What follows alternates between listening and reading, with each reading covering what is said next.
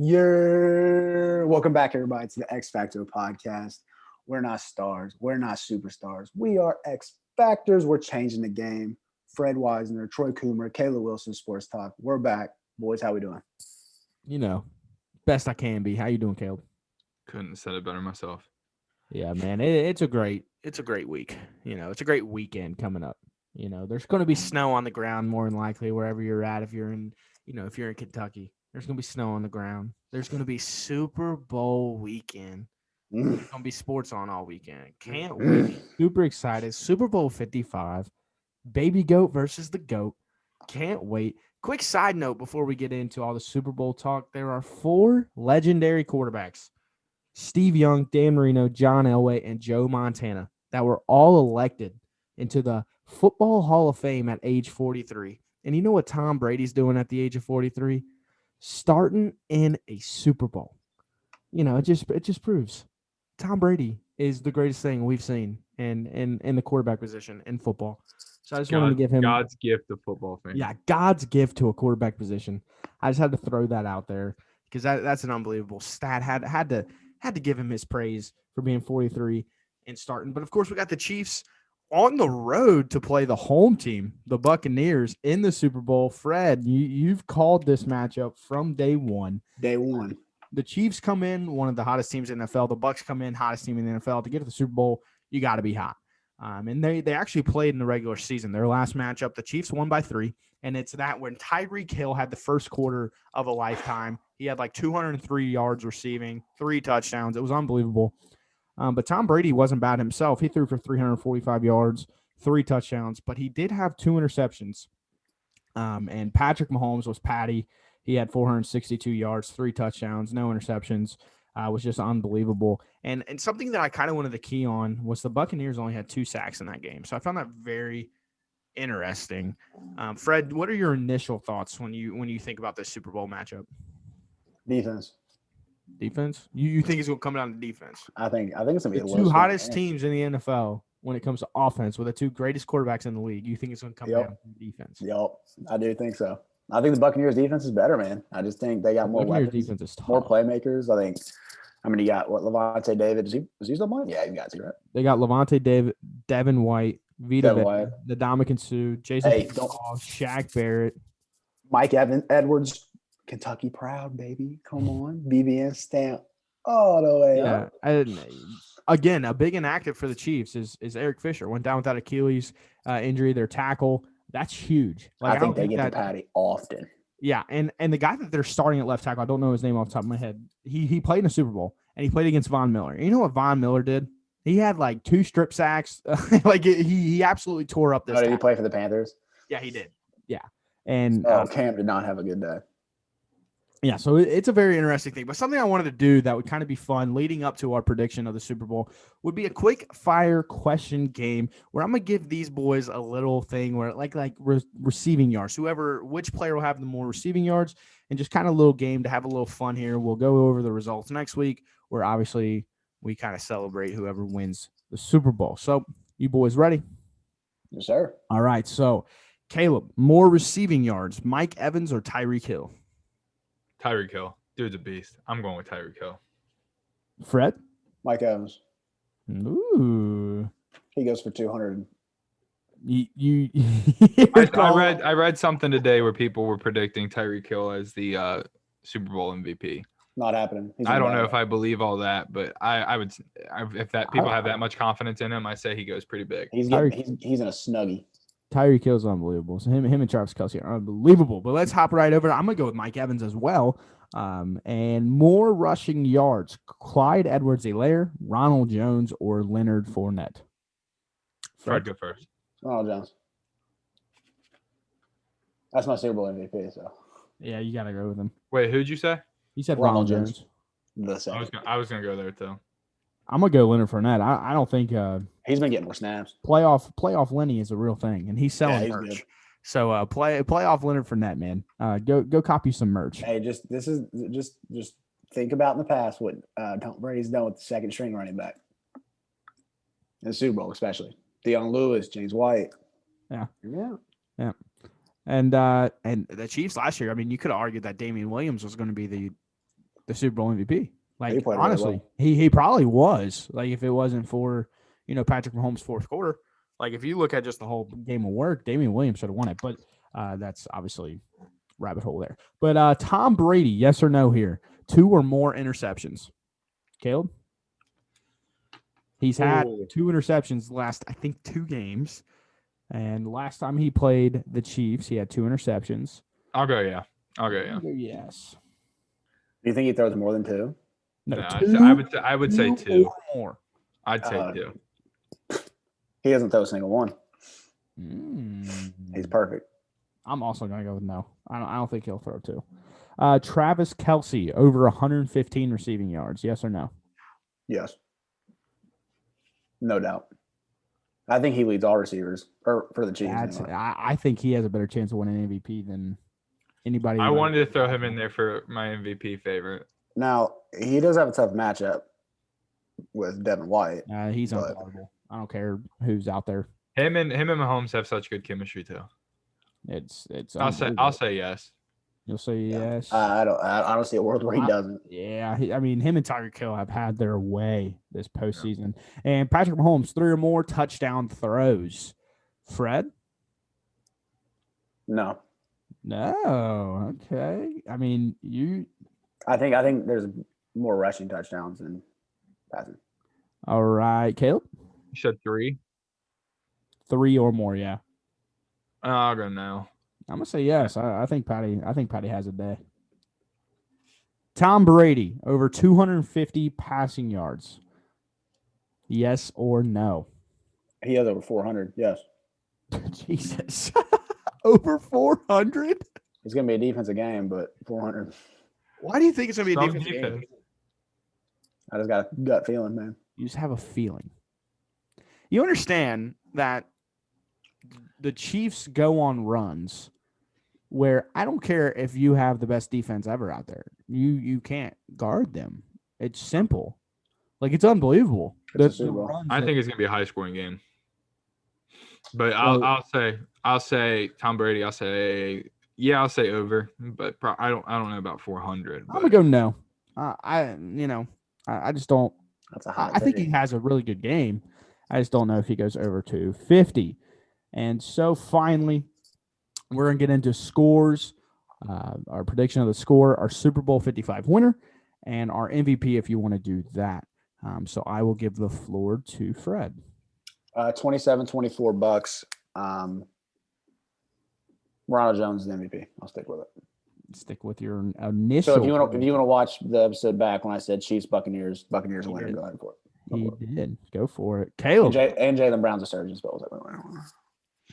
I got kind of the same ballpark. I'll go 31-27 Chiefs.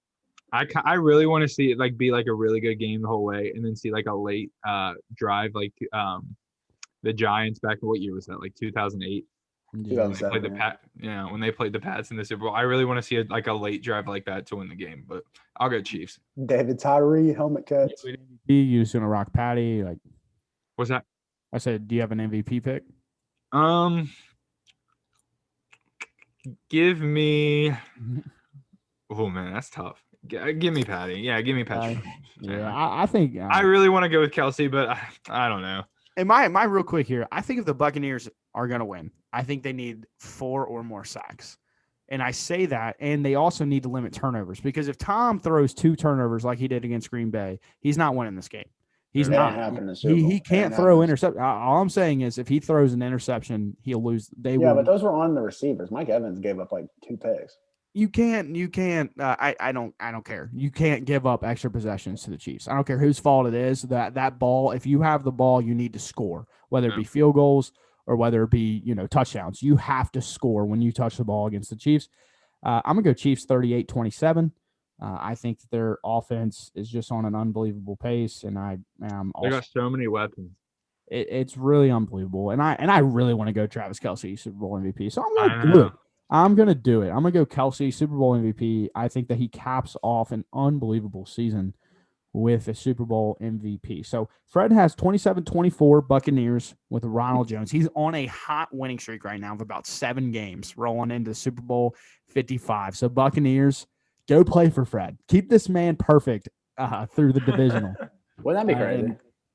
And 38-27, I got the Chiefs. Travis Kelce is my Super Bowl MVP. And Caleb's got 31-27 Chiefs with Patrick Mahomes. And again, I'm just going to reiterate, I think that the Buccaneers, dude, like, if they are going to slow this team down, I think they have to get to the quarterback. You have to take advantage of your edge advantage of JPP, Shaq Barrett, and your interior guys and Vita Vea and Ndamukong Suh. And Devin White is a stud. He's second in their team as a middle linebacker in sacks, which I thought was crazy. But yeah, and this is so tough. I literally went back and forth all week, literally since the last podcast we did, and I was like, dude, who am I gonna pick? And I was going back and forth all day. I love Tom Brady, and if he wins, I will not be upset because I'm at the point where it's a Super Bowl, and I love both teams in it. So like, if either one of these teams wins, I'd be happy for Buccaneer fans, Tampa fans. If you've been loyal throughout all your misery, y'all deserve this. And the Chiefs, Patrick Mahomes, what they're building out there, they deserve it too. So I cannot wait to sit back and eat about 40 pounds of food and just enjoy this show. It came down. It literally came down to me. I was like, you know what? I think I know where Fred's gonna go. I'll just swerve to make things interesting. So that was the determining factor for me because I could pick I could have picked both these teams so easily. All right, what are the odds the defensive player wins MVP? I don't know. If anybody, it'd be Chris Jones, right? For the Chiefs, I think Shaq Barrett has a chance too. I think or JPP, I think if one of those guys dominate the edge and just if they make Patrick, think about it, fumble, get sacked a few times, because that's the problem. A lot of teams can't slow this team down because they're not getting to the quarterback because they throw the ball so fast and they're not able to neutralize them. And while it's easier said than done to neutralize an NFL offense, at some point you have to get to him and force a punt or two in this game because the Chiefs, with Patrick Mahomes on the field outside of that, Browns game where he got hurt, dude, they've been scoring almost every possession in the playoffs. They have been going on unreal pace. So you got to slow that down. Again, he's 25 or 20, however he was. Yeah, and he's already a one-time Super Bowl champ. This is his second appearance in the Super Bowl. Tom Brady, he's a six-time champ. This is his 10th appearance in the Super Bowl. So we have two unbelievable, stories, quarterbacks. At the end of the day, in my opinion, these are going to be the two greatest of all time. And if Patrick Mahomes wants to establish himself as on the road to being the GOAT, he needs this win on Sunday. And the Chiefs currently are 3-point favorites going into Sunday. So yeah. So it's gonna be hard. You guys have any kind of closing thoughts on Super Bowl weekend, Super Bowl Sunday? Are you guys looking forward to a little weekend halftime show? What are we thinking here? He spent a lot of money on it, so hopefully it's good. He did. Hopefully it's solid. I think it's gonna be a great game. I think it's the best Super Bowl we've had in a while. So super excited for it. I'm just looking forward to relaxing on Sunday night, eating a lot of food, and watching a good football game. I don't think you could have gone wrong with whatever team won last week between the Buccaneers and the Packers, but I am glad the Buccaneers won. Me too. I really wanted Patrick Mahomes and Tom Brady. I think they have a lot of respect for each other, so I think it's going to be incredible. I think it'll be closer than people think. I think it's going to be a defensive. I don't think it's going to be a lot of points. I think 27, 24 around that range. I don't think it's going to be in the 40s or anything like that, like how the Eagles game was. But we'll see. I think it could. If it is high scoring, I think that's super fun. That would be a super fun. If it's high scoring, I think it favors Patty. So because it's you have two great quarterbacks like that, and without as many offensive threats as there is on both teams, it's dude, if it's a high scoring game, that's just going to be so fun to watch. If somebody's in the audience, or maybe if you've never watched Tom Brady in the Super Bowl, just wait. Just sit back on Sunday and enjoy.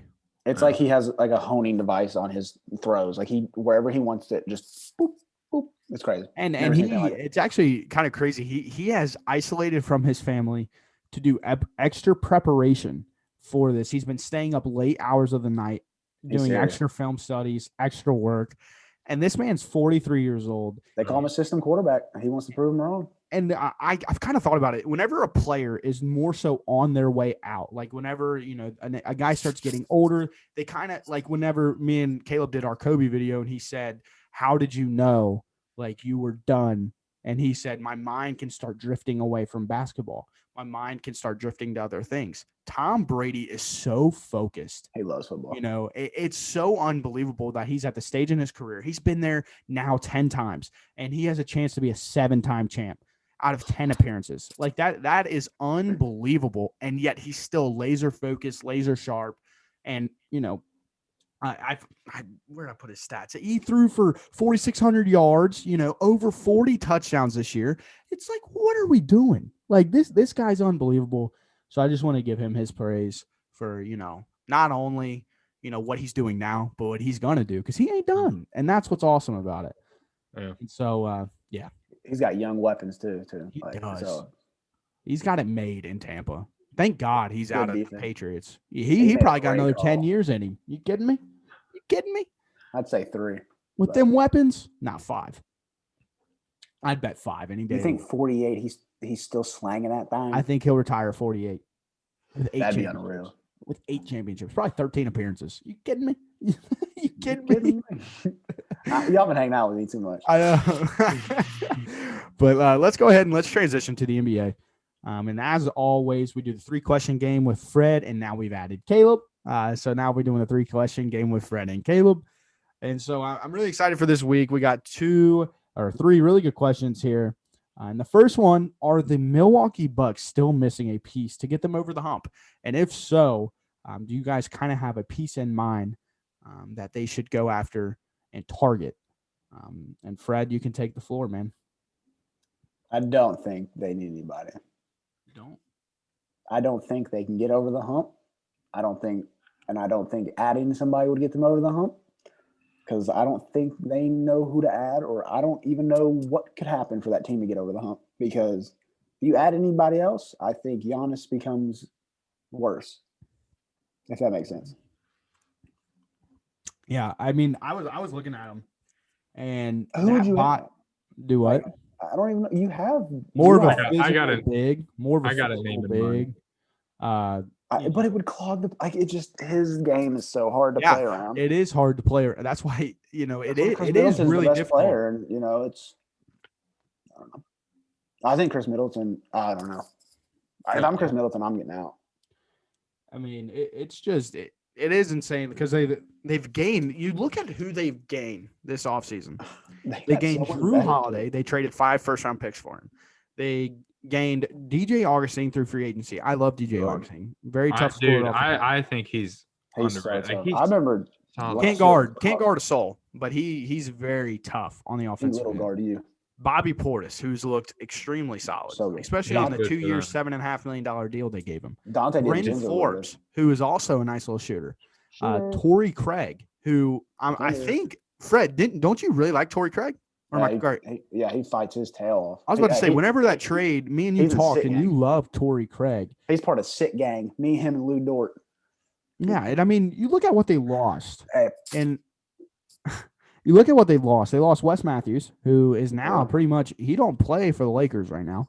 They lost Eric Bledsoe, who's a solid little player. He's much better on the defensive end than Oh, yeah. DJ He's always been Augustine, good. Bryn Forbes, any of those guys. Robin Lopez, who I've kind of grown to think shot blocker. that without Robin Lopez, they've lost this like sort of fun that they had about them last year. If you remember last year, they were always on Instagram doing their like WWE pregame stuff. They were always having fun in the locker room. That's that's a big thing in the NBA, because I mean you're playing a game every day of your life, and like you're really putting your body on the line. Yeah. And so it's a big component to have fun. And so I think the loss of Robin Lopez is actually bigger than I initially thought or could even ever imagine, because he barely played. But, that's like a locker room guy like that. And then George Hill, who led the league in three-point percentage last year, and also a minor pit bull off the bench. And then they also lost out on the botched sign-in trade that they had lined up for Bogdan Bogdanovic, who has ultimately got hurt. So, Caleb, what are your thoughts on this? And do you have a guy in mind? Because I kind of heard you say that you did. So what are your thoughts, man? I mean, I think offensively, I don't know if they necessarily need improvements. I think they just need to change things around. I think I heard Bill Simmons talk about it earlier this week, and I didn't know at first if I agreed, but I forget who they played, but I watched their game a couple nights ago. And Giannis, like he said, Giannis should be a post player. I think I really agree with that, because it's like, who's going to stop him on the post? You know what I mean? He's so big, he's so long and so athletic and strong that it's like, I mean, you just give him the ball in the post every time. Just, dude, let him eat down there. But So do you think he should play the 5? Yeah, I guess. I mean, have Brooke Lopez can shoot, so it's like, I mean, you can even leave Brooke Lopez out there because he's a solid defender. Yeah.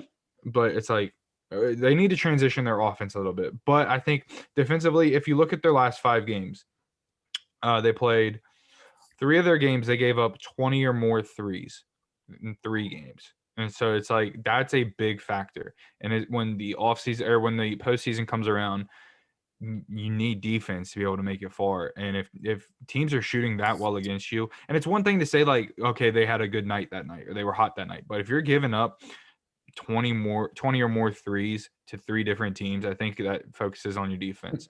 Yep. And so for me, when I thought about that, I think the first thing that comes to mind is like they need a guy that they can throw out there defensively that can run like that can be versatile on defense, that can guard like 1 through 4, like just like 3 different positions on the floor, and that can run around. And so for me, the first name that came to mind honestly was Terrence Ross. Now how they get him, I don't know, because it's like how many picks they gave up for Drew Holiday. But if you get a guy like that who is a capable scorer, but can also defend and can run around, and I think the Magic, if you could work out a deal, maybe getting rid of like a Bryn Forbes and I think with Off the bench? Terrence Ross, it would have to be a buyout situation.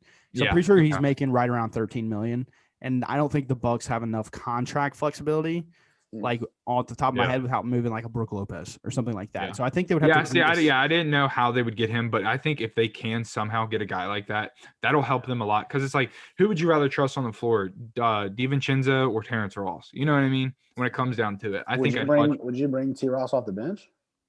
Yeah, Yeah, he I comes mean- off the bench for the Magic, I do believe. Hey, I mean, what- it doesn't matter either. I don't think it really matters if he starts or comes off the bench. It's like that's a guy that you close games with that can defend. Hey, would you want to see Vukovic there? That's what I'm saying. That's a name that came to my mind. I don't know how they would get him because You have to again, move Brooke Lopez. you would 100% have to move Brooke Lopez and agree to some swaps for picks way Probably down the DiVincenzo line. would probably have to be in that trade. DiVincenzo would have to be there. DJ Wilson, maybe. Yeah, but he fits into the European. They'd want picks though. I mean, they could. I'm sure NBA GMs are smart enough to. Their to offense finesse. is fine right now. Like they're second in the league in scoring. They're shooting just under 40% from 3. So it's like, I mean, I think their offense is fine when it comes down to, and I mean, I could, if I had the time with work, I didn't, but if I had the time, I would have gone through every game they've played so far and seen what teams are shooting from 3, because they're giving up a lot of threes. They Yeah. should be Like- so much better defensively, especially with Drew Holiday, Chris Middleton, and Giannis. Yeah, on the floor. they should be 10 times better I mean, defensively. Drew than Holiday what is they've so been. good on defense. I'm pretty sure they're 13-8. They got a big win tonight against the Pacers. they murdered them. Yeah, Sabonis had a good game. it wasn't close. But kind of hitting on your Giannis at the 5. How I feel about Giannis. I'm not shy when it comes to my feelings towards Giannis. I don't think he's a winning player. I don't think the way he plays leads to winning. I agree. I just In basketball, the guy that shouldn't be able to shoot is your 5. So if Giannis wants to succeed and the Bucks want to succeed, they should do what Houston did. Sell out to the small ball. Sell out It's to not it. even They small should've- ball though. He's 6'11". Exactly. Make him your 5 and get rid of Brooke Lopez and try to get, a guy last year that the Rockets got was Robert Covington. And I think he would be perfect for the Bucks. Obviously, he's not going to move from Portland, but I'm just saying that type of player, that player model, again, a Terrence Ross, a guy that can just, that can score at will at times, but he can also be athletic and be lengthy off, in my opinion, Giannis has to play the 5. If he wants to win, and if the Bucks want to win, he needs to play the 5. There's no way around it. He can guard all 5 positions. It would be a position. It'd be a positionless Bucks team that would work because it's not, James. Everybody's under 6'6" like the Rockets did, and so I would kind of hit at that as well. But I mean, they could give Trevor Ariza a call. Trevor Ariza in the buyout market would be nice. And if they don't, I think they need another guy off the bench as a big, because if you look at it, they have 2, Giannis and Brooke Lopez. I just don't think Giannis can lead a team to the championship. No. I've been on that for a while, and I like Giannis again. Yeah, just he's the because I'm back-to-back hard on him MVP, doesn't just because I'm hard on him doesn't mean I don't like him. I just think he's way overhyped. than what people say about him is just it's not it. It's not it. He like with the moves that this team made, they should be playing much better. And I don't see where they make a move either. I don't see the flexibility that they have other than a buyout market minimum kind of guy, and then they would have to cut somebody, and they're locked into Giannis Antetokounmpo because Giannis wants his brother on the team, and so they're locked into that garbage of a player. So they'd have to cut somebody, at least a young guy or somebody halfway decent, and it is what it is. But Yeah. So Caleb, you think that they do need to add somebody to get over the hump? Yeah. Yeah. I mean, I would say that they obviously. need to get over the hump, but I don't see them getting over the hump. That's my take on it as well. Yeah. Yeah. I mean, if I think it's like an easy question, but it's not at the same time because it's like obviously if you like they, for the most part, other than Drew Holiday, the core group they've had, like you're only getting so far, and so it's like they're a good regular season team. They remind me of like the Hawks back in the day. They would run through the regular season. I thought you were saying the Hawks now, and I was like, wait, what? No, the Hawks back in the day with like Jeff Teague, Joe Johnson, Kyle Korver. No. Millsap, Kyle Horford. Korver, Millsap, Horford, like that whole crew. Like They're like they're so all-stars. solid in the regular season. Like you do not want to play those guys in the regular season, but when it comes down to the playoffs, you know what they are. They're limited and that's just what comes to mind for me. But so yeah, there is question number 1, and so on to question number 2. Which surprise team do you think has the best chance to make the playoffs? And I'm going to list 4 teams here. We got the Cleveland Cavaliers, who are 10-12. They lost tonight. We got the Hornets, who are 10-12. They also lost tonight. We got the Knicks, who won tonight. They're 10-13. And then the Bulls, who are 8-12. They also lost tonight. And again, you can think that none of these teams will make the playoffs, but just for the sake of the question, I would like for you to at least name one that you would think. So, Caleb, let's go to you first here. Oh man, I really think I could make a case for any of these teams, for the aspect of this question, like you said. Yeah. But you know what? I'll take them. I'll make a case for them because I don't know if anybody else will at any point. I'll give me the Bulls. Give me the Bulls. They're 6th in offense. They're like the one team I wouldn't have picked. I know exactly. So it's like I want to stick up for the Bulls for a second. They're 6th in offense. 115 points a night. Hey, where are they ranking defense? Just out of curiosity. 27th. I was going to get to that. Yeah. But here's what I think: defense matters when it comes to the playoffs. But when you're trying to make a late playoff push in the regular season, you're going to see the better teams potentially resting some of their guys. And so a team like the Bulls that are that guys like tell me right now, like if the Nets were to play them, let's say they had like the Nets were to play them later on, you see the Chicago Bulls on the schedule, they're like, oh, okay, we can take this night off. You know what I'm saying? Like that kind of thing. And so it's like when a team's that high scoring and Zach LaVine's playing really, really well. Very well coached. Exactly. And the system, I haven't watched the full game, but I've watched their games the last 2 nights. And early on, Billy Donovan's calling a timeout within like the first 2 minutes of the game because he's seeing something defensively. And so it's like he's bringing in that mentality. He's bringing in that system. Wendell Carter's hurt right now, but I think when he comes back, he can help out the defense. And then Thaddeus Young's been playing really well. Thaddeus Young has been hooping. So it's like he's always been good. And they have Garrett Temple. I don't know, but I'm saying love Garrett Temple. No, that is if he gets bought out, he could go to a contender and absolutely thrive. He's always been like good. 2 vets like that hopefully can bring in a defensive mindset for this team, and you can ride Zach LaVine, and Lauri Markkanen's starting to play better and better. And I have faith in Kobe White too. So I'm going with the Bulls. I think he can be a very solid defender. I really do. I think as the year goes on, he can continue. I think he can continue. Young Trevor Ariza. Yeah. I wanted to make the case for them or the Knicks, but I think Fred might go Knicks because he's a Knicks fan. So I want to make the case for the Bulls. Yeah, the Bulls, just to kind of piggyback off you, are literally probably the one team I wouldn't have picked. Yeah, exactly. But it's literally just because of their defensive struggles.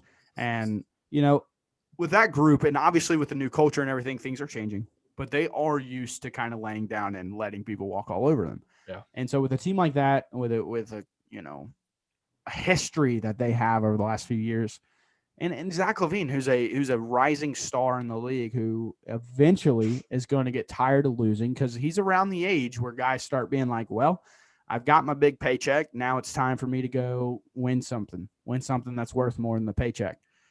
So he's getting close to that age. And if doubt starts setting in with him, he could pull Anthony Davis and just start sitting out, and if that situation arises, that could be very dangerous. I don't think it'll happen this year. I don't think it will either. But I'm just saying that is something to keep your eyes on with the Zach Levine Bull situation. I love Zach Levine, but Fred, let's get right to you, man. What are you rocking? I'm going to go Charlotte. You have a reasoning, or you just like you just I love the roster, man. I think it's well put together. I really like PJ Washington. I think LaMelo Ball is coming into his own. Best rookie, I think, outside of Emmanuel Quickly. Big shout out, Quick. Still crazy. He mellowed it, go number one for me. But the Hornets snagged him. I think Rozier, I know he just got hurt, been playing well. Devontae Graham's been playing well. I think they solidify that center position. Cody Zeller's been poking on people for no apparent reason. Cody Zeller's a nice little player. I like Cody Zeller. I don't know why, but I do. Nice little player. Hey, and talk about Malik Monk, man. You kidding me? Yeah, I was really, really hard on Malik Monk coming into the year. I'm happy for that kid, man. When he plays, he's so solid. Like he knows what he is, and he plays tough, and he is cold blooded. Hey, you know who else? I like Miles Bridges a lot. Miles Bridges, dude, he had a nice dunk tonight. Yeah, he's bouncy, but yeah, I just think their roster's built for the future. I don't know if it'll be this year, but I think coming into the year, Michael Jordan was getting a lot of hate.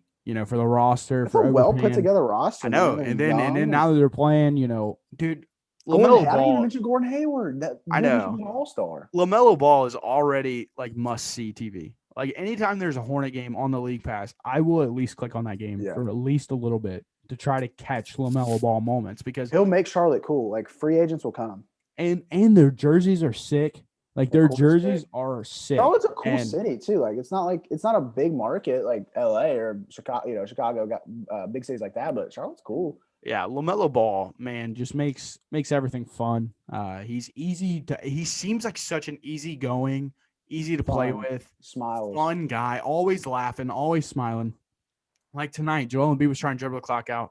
LaMelo went and poked it. And then ran down and banged a three, to make it close. Like he's always, they were only up 8 and Joel Embiid's trying to, lousy up the court and LaMelo Ball made him pay. So that is probably the team I would have went with. Either the Hornets. I have questions about the Hornets though. What are those questions? Well, can Gordon Hayward stay healthy? I think that's always going to be a question. He's an all-star. Devontae Graham has, last I heard or seen, he was struggling from the last 2 games. He's kind of gotten back on track. Hopefully he can think about trading him in the future. But I've said this before. Like when LaMelo's playing good, it's nice and it's beneficial. But when he struggles, it's bad. He's a rookie though. No. But like every rookie hits a rookie wall at some point. If he hits that at some point in the season, can Hayward lead them to the playoffs? I'm just gonna say this: LaMelo Ball is held to a different standard than every other rookie. I don't think I hold him to a higher standard. I think I agree. I think I don't agree with you actually. I think that LaMelo Ball is because a bad night for him, a quote unquote bad night where he's 6 points, 6 rebounds, 8 assists. That's pretty much what Tyrese Halliburton does every other day. No, I'm not saying and nobody gives Tyrese Halliburton any flack. But the minute LaMelo Ball has like 2 games where he's like 6, 6, and 8, everybody's like, yeah, but he also has there's also games where he goes like 1 for 8 from the field, and so it's like I'm not disagreeing. I don't think I hold him to a higher standard. He's a rookie. I just want to I understand you're going to hit. LeBron has halves where he goes 1 for 8 from the field. Yeah, but that's his stats for the he's game. Also a proven player. Yeah, I understand what you're saying. I get what you're saying, but I just think LaMelo Ball's held to a completely different standard. And maybe from the media, sure, but his bad nights are still, I just think the Hornets are just solid. Gonna be. I love LaMelo. Like he went through a slump a couple weeks ago where through a couple games where his shooting was horrendous, and so that's all I'm saying is I think because I said it coming into the season, I think he's going to be a good pro. But I'm just saying, when he's not hitting from the field, like, and he's not good defensively, like he doesn't, you know what I mean? Underrated. Okay. Not as good as Anyway, his brother. yeah, but He needs to put on weight. I just think when he's not hitting from the field and he's not going to bring it defensively, can he generate the offense in other ways? And yes, he has great like he's a great floor general.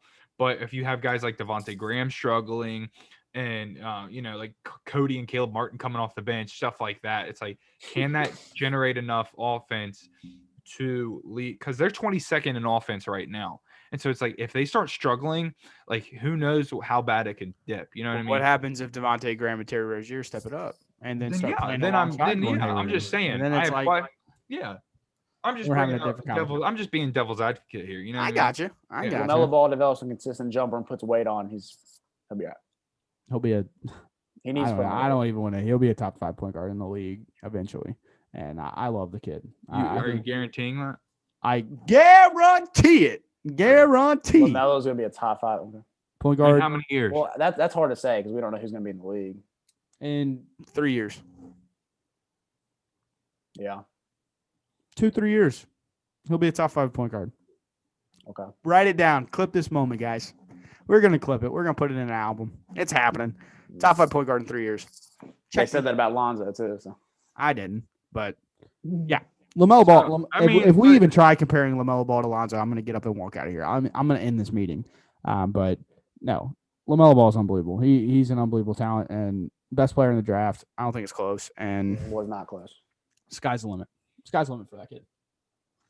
But let's hop into this third question. I think this third question is kind of gonna get our minds churning a little bit.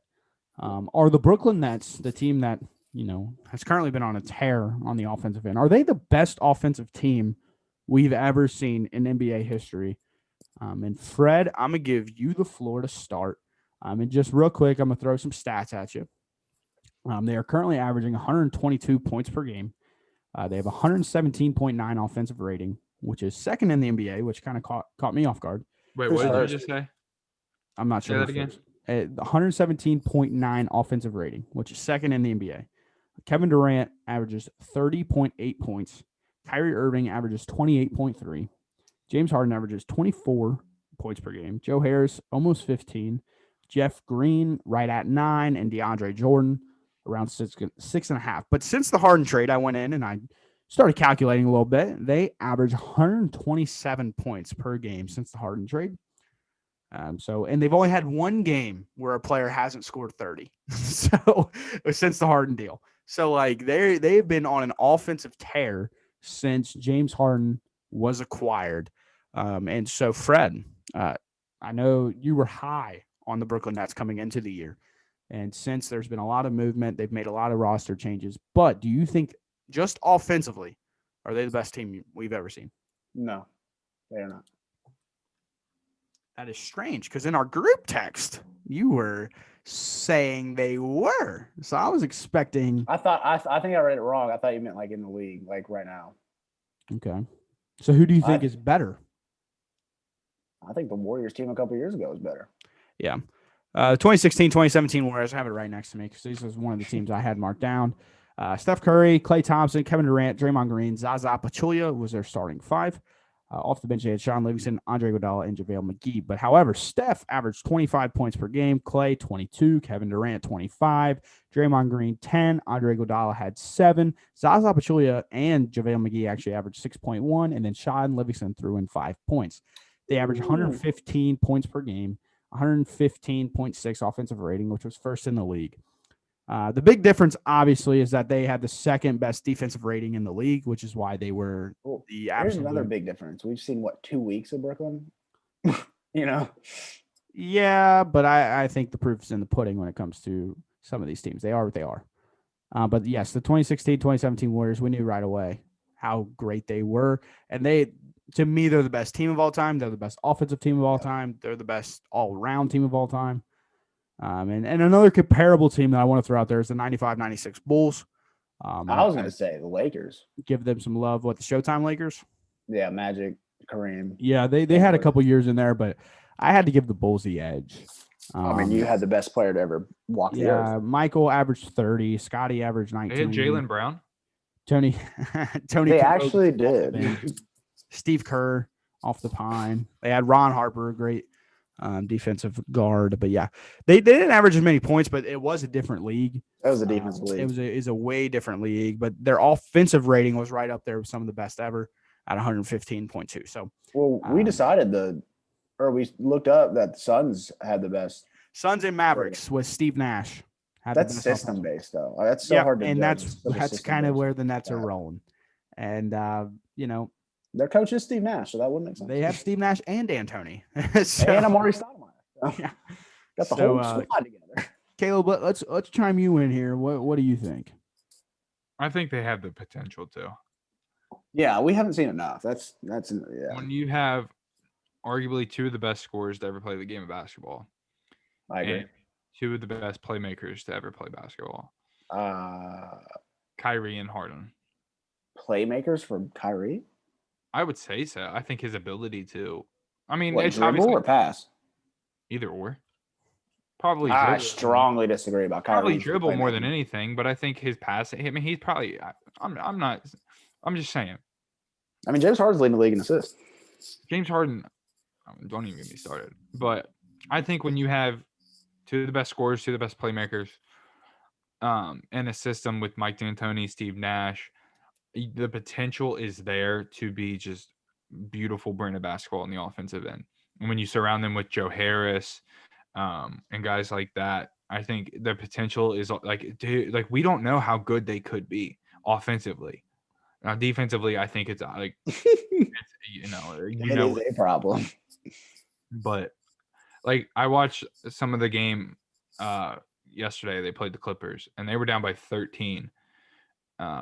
And within literally, they called a timeout. Within like 2.5 minutes, they were down by 1, going into the half. And then late, they made another. They were down 5 late in that game, and then turned it around. It went up, I think, 13 maybe. Yeah. So it's like the potential is like if they can make runs like that, like it's nothing. Like they can score at will. Yeah. So I think I would say it's in question. Like it's definitely a question of. I mean, yeah, sure, maybe potentially. Who knows? Yeah, like you said, I think Kevin Durant is one of the smoothest players I've ever watched. Might be the smoothest player of all time. When he just, he's so effortless and what doesn't make sense. And he scores and he scores at such an unbelievable it's just unbelievable like what he does. The thing that kind of gets me turned off to them. Even on the offensive end, is that they still have this mindset of it's like they go minutes where it's all Kevin Durant, then they go minutes where it's all Kyrie, then they go a couple of possessions where it's all James Harden. And I get, that mindset of like give and take where you get these possessions, then it's my turn, then it's your turn. I don't like that. I think it needs to be like so free flowing where it doesn't matter. They've been playing together for a couple weeks. I mean, I understand. Yeah, that's my thing too. I understand, but I don't see how it gets better.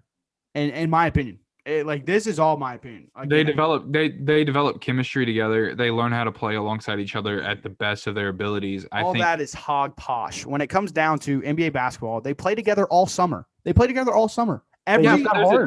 pickup basketball is way different than NBA basketball. Plus, they just got Harden. They didn't play with Harden all summer. Yeah, Kevin Durant and James Harden played all summer together. Yes, they did. But once again, NBA is completely different than pickup. They're still developing chemistry. I don't care what you're talking about when it comes to basketball and acting like the NBA, like everybody sits down and just wants to clamp up. But that's not right. That's not true. Who's saying that? I'm just saying, like, pickup basketball in the NBA realm, like in their world, like where they are NBA players. Okay. We have no idea what their world and what their version of pickup basketball is. Our version of pickup basketball is going out there and horsing around. And, even whenever we're not, I was about to say, even when we're not, our version of pickup basketball is still us trying to be good and us trying to play basketball. So regardless if it's pickup or not. To do that. What? They're not getting paid to go play pickup basketball. It's a different world when they get on the NBA floor. There's a big difference from going out there in the summer and being like, they can, like, any of them can score at will at any point. Yeah, but when you are in a system where you're being told to do this and do that and being set up, they are the system. They are the system. There is no system when it comes to them. Yeah, but at some point, Their system is give the ball to James Harden, let him create for somebody, and then pass the ball, and then let them create for somebody, and then pass the ball, and then let him create for somebody. That's their system. It's score at will. That's their system.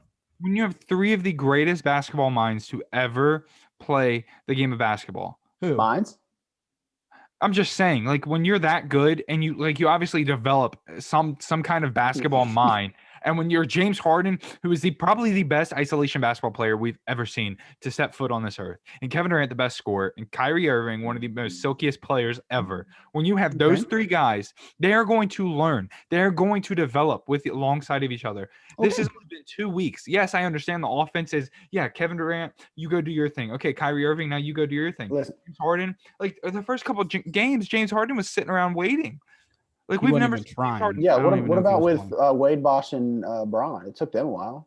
I'm sure they played. I understand. I understand. Like they're boys. I They get had an all off that. season. They didn't have an off season.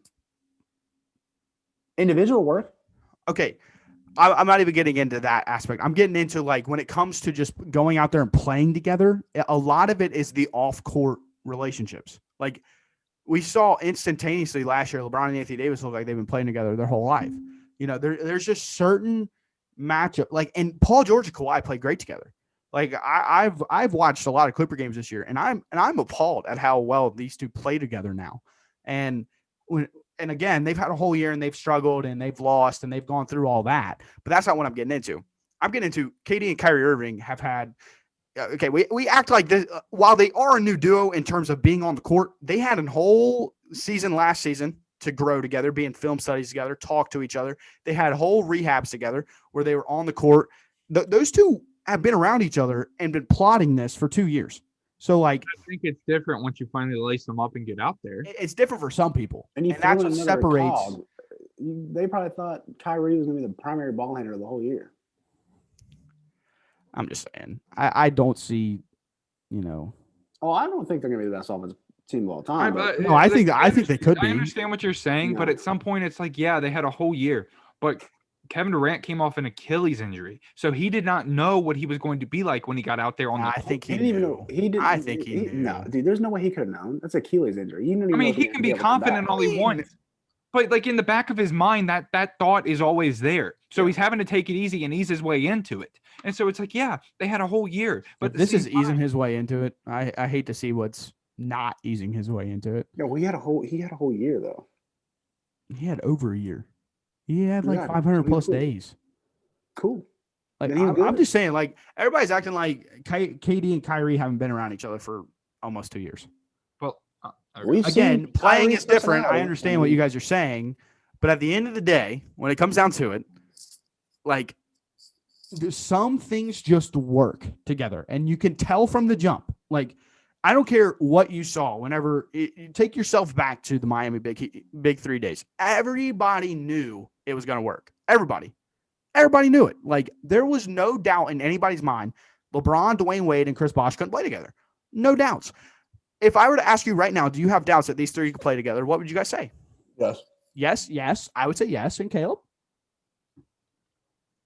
probably. I mean, do I have? I mean, doubts I mean, that- there wait, there do I have are doubts that there they can are play things. together? Do what? Do I have doubts that they can play together? Yes. I think it's crazy to think that you didn't think the Braun Wade Bosh. They started off terrible. They started off like 9-8, but again, Yeah, that's not good. I understand. After But 9-8. at no point was anybody like, oh, this might not work. Everybody knew. Everybody was like, oh, this is gonna work. I don't know. I mean, I think it's not out of the question to think when they were 9-8, people were saying maybe this isn't. And gonna when they work. lost the first year of the championship, Oh, they got to a championship, bro. Nobody was saying that. LeBron choked that. LeBron choked that series. And Dirk Yeah. Nowitzki put on a Superman cape and became Jesus. So, I I'm mean, saying, but like you can't sit here and say 100% certainty the whole season everybody's like this is going to work out. the When they- Nets will not work. I'm not disagreeing. Simple as that. Simple as that.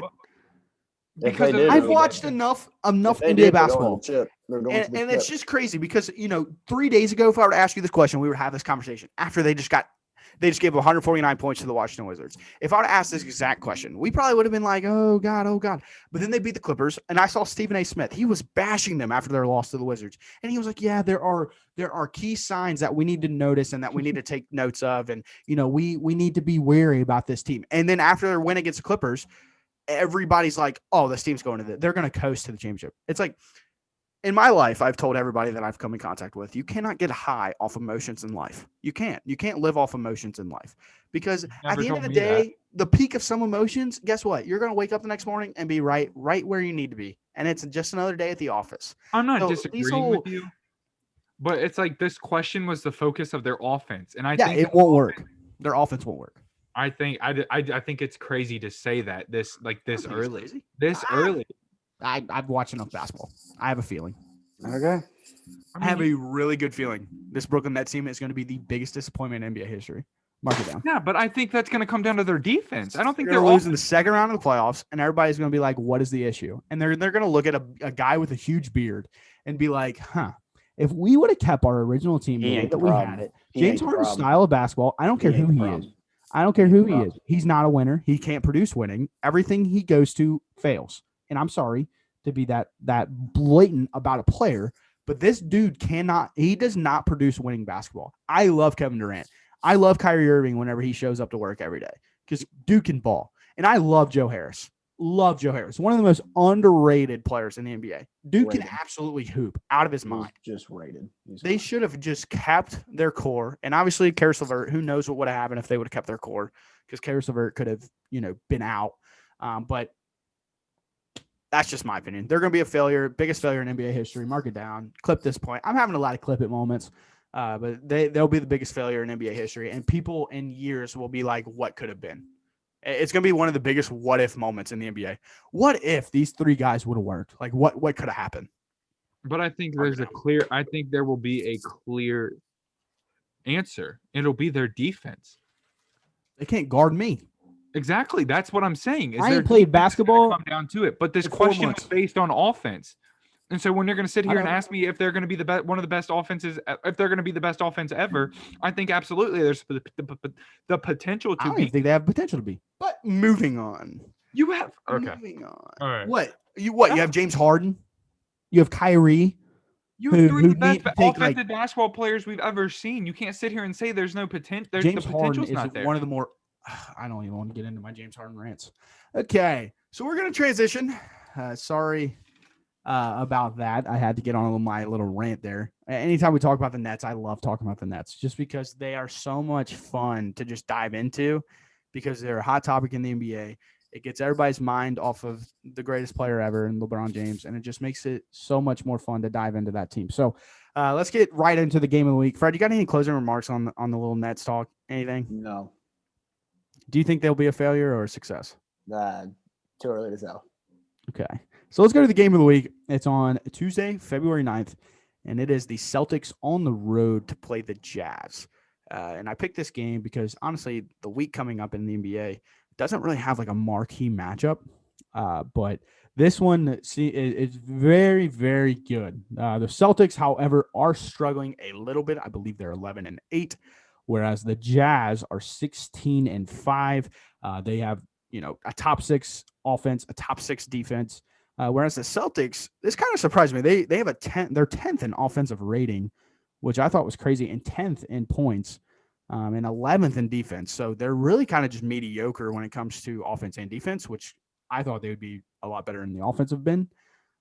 So yeah, one of the hottest teams in the NBA, the Utah Jazz, Donovan Mitchell and Rudy Gobert are really doing what they do. They are what they are. And then Jason Tatum and Jaylen Brown, we've already went on a couple rants about those two. One of the best young duos in the NBA, kind of struggling to win early on this year. But again, it is early, as everybody has reiterated to me this video. So Jazz, Celtics, Caleb, what do you think about this one, man? I'll go Jazz. You're going to rock Jazz. The Celtics' big problem is a big man. And I think Rudy Gobert. You don't like Daniel Tice? I think Rudy Gobert will protect Tice can spread them out. But I still think Gobert leaves a big impact on this kind of game. And the Jazz are hot right now. Best record in the league, I'm pretty sure. So it's like, I'm gonna ride them while they're hot. I think Donovan Mitchell's playing really well. Mike Conley's playing pretty well for him too. I've seen a lot of people pitch for him to be an all-star this year. I've heard Defensive Player of the Year. Oh my God! Can we Yeah. stop that? No, I agree, but Miles Turner, easy vote right now. but yeah, I'll go Jazz. Fred, Jaylen Brown still in the Celtics? I think so. Yeah, Jaylen Brown and the Celtics win that game. I'll tell you what the Celtics' problem is. They don't have a bench. Yeah, dude, Jeff Teague is like falling off a cliff. They're young, but they don't have a bench. Like, dude, what happened to Jeff Teague? Because he used to be such a solid bench scorer, and then he signed with the Celtics this offseason and has played like buns. Tristan Thompson's actually playing He's really playing well like again. buns for a while. Jeff Teague, Tremont Waters, Simi Robert Ujale. Williams. Like, what? What are they going to do? They need a scorer off the bench. They need Terrence Ross, who they need. They need Peyton Pritchard to come back healthy. That man was They need their more than- driving force. They need veteran presence somewhere. Like, God, But right now, they are in an absolute battle with the Sacramento Kings. yeah, And the Jaylen Kings- Brown's hooping right now. The Kings are actually up 3. Jaylen Brown has 21 on 7 of 17 shooting. Hooping. 21, 3, and 4. Jason Yeah, Tatum when has he's starting in the 24, All-Star 9, and game, yeah. 9. But Okay, I'm Jaylen glad that Brown's we're better. just hovering right over Jason Tatum nowadays. But you're going with the Celtics. And dude, the Celtics are so hard for me because like I've said before, I've been so high on them for the last few seasons. And they've made me look, stupid lots of times because I've wanted them to go to the championship so bad the last few years. And they just haven't done it. But for this game in particular, I'm gonna go the Jazz. They just statistically seem like the better team right now. And while I think the Celtics ceiling is higher, we're just talking a game here. I'm gonna go the Jazz, and they're one of the few stadiums that are actually allowing fans too. So quick shout out to Utah, home court advantage. Let's get it. So yeah, I'm gonna go with the Utah Jazz. And so yeah, that's the matchup of the week. Celtics at Jazz. I don't think there's too much more we need to get into about that game.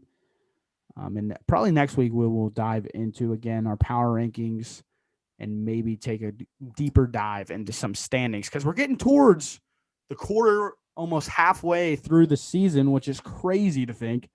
And this is episode 10. And so I just want a quick shout out to Fred, 10 episodes strong. Caleb, you're about 4 episodes 4 or deep. 5. Fred, this is number 10, man. We've been doing this, and quick shout out to everybody, I'm man. like the Nets. Just wait till I get rolling, man. It's gonna be scary.